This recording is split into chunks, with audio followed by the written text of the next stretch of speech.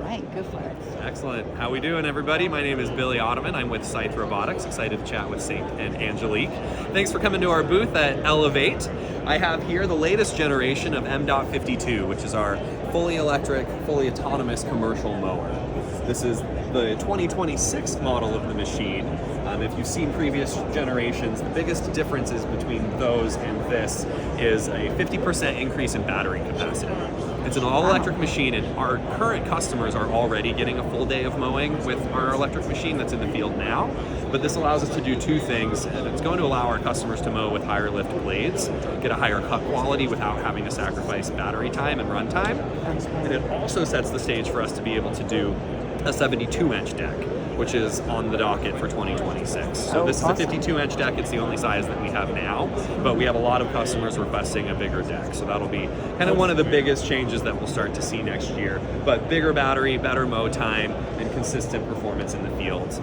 In addition to that, it's just a more durable machine. We've got some just improvements on the overall structure. You can see these casters, for example, are pretty beefy, pretty strong. And then it's just overall simpler to maintain, simpler to manufacture. So we're excited to bring this into the field.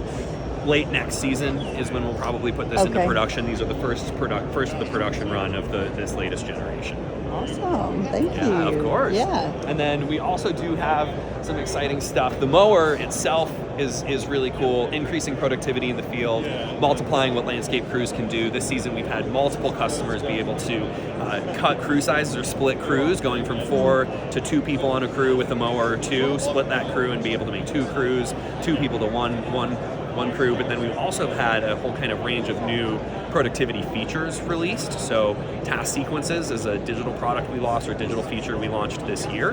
And what it does is it makes the mower go from mow zone to mow zone on its own. When you get to a property, you set up the mow zones, so the mower just drive the outside of the mow zone, and then the mower mows the inside. And previously, operators would have to move the mower from one mow zone to the next. So with this feature, you're able to connect all of those mow zones together, and the operator doesn't get interrupted. They're able to stay on site, they're doing other work, other things nearby. So one of our customers has 13 mow zones in a sequence, and it mows for 6.5 hours nonstop. Wow. The crew on site then is just doing a huge amount of detail work, edging, trimming, taking care of this large park in that case. We have similar stories from other customers of just really big productivity gains from features like that. Well, that's great that you're capturing this data too about the productivity and how they're doing. I mean, I was interested to hear about you talking about splitting crews and stuff like that. Yeah, you're really able to get like field level data and see productivity at a glance on this screen. I can send you this video so you can see what it's like. But this is the dashboard that you're able to see field level data that you've never really had insight to before. Once a crew leaves a truck yard, for the most part, there's a lot of times you don't even know what happens. But here you're able to see what's been happening in the field across mowers, across crews, even across operators. You can see who on your team, who on your crew is mowing the most in autonomy, or how they're mowing manually.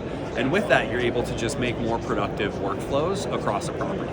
We have multiple mow zones, be able to see what's being done in autonomy, what's being done manually, even the path the mower is taking as the operator is moving it from mow zone to mow zone, and start to see, we could really create some better efficiencies on this property with this data. So this is a good example here. The blue line is when the mower is just driving around the property, versus green is the autonomous mow, and I think it's orange is manual. So this is all autonomous mowing. This you can see is manual mowing, and then here you can see where the taxi is, where they're just driving around. So what you're able to do then as a production manager is look at that data and say, hey, this crew is mowing some pretty large areas manually. That could be done in autonomy. So be able to surface up those insights, like how do we create mow zones here instead? Or you could see, hey, this operator is driving back and forth across the property, zigzagging as they're setting it up. Maybe they're going over here, and then they're going over here to pick up the blower, and then driving up here. Well, we can just streamline that whole workflow and we literally, with our account managers and the clients, map out the property of like step by step. While the mower is doing these mow zones, the crew is doing these tasks on site, move to the next part of the property, and then continue down.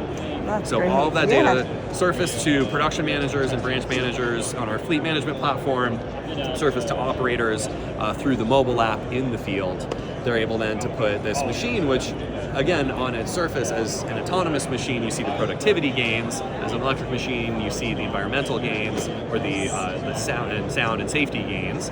But then it's really the data that lets you take that next step up, those insights from the field that allow you to build a more efficient, more informed operation.